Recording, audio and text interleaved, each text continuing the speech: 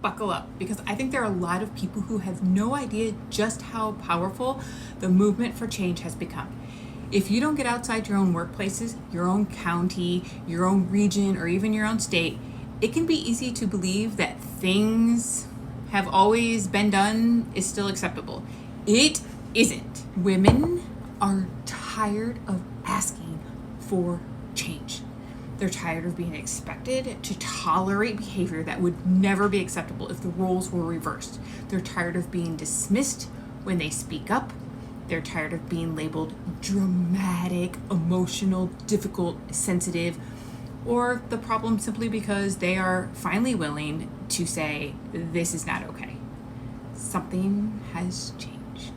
Women are walking into spaces and demanding better.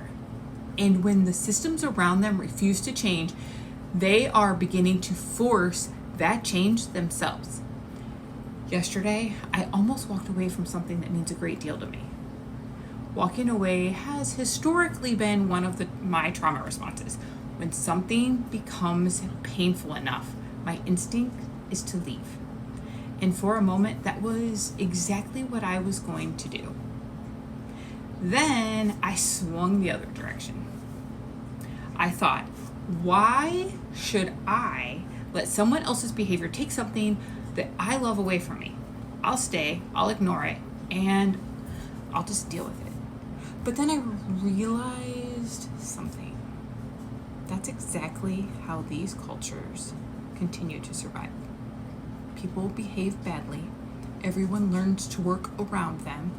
People are told to not let it bother them. The behavior gets minimized.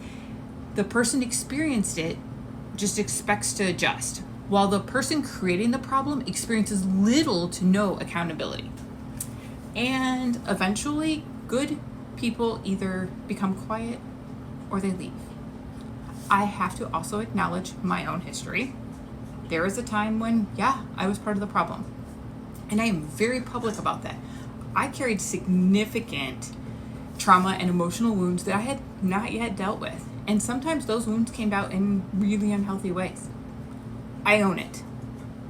But healing has also allowed me to understand something else. Not everything that made me appear messy was happening in a vacuum. So some of it was a response to environments where I was repeatedly exposed to unhealthy behaviors, unfair treatments, dysfunction, or unresolved trauma in other people. Understanding that doesn't remove accountability. It actually makes accountability even more important. Why someone behaves a certain way does not mean everyone else has to tolerate that behavior. That applies to me. It applies to men. It applies to women. It applies to leadership. It applies to every single person. And yesterday, I realized that I had a decision to make. I stand on stages and talk about trauma. I talk about abuse. I talk about accountability.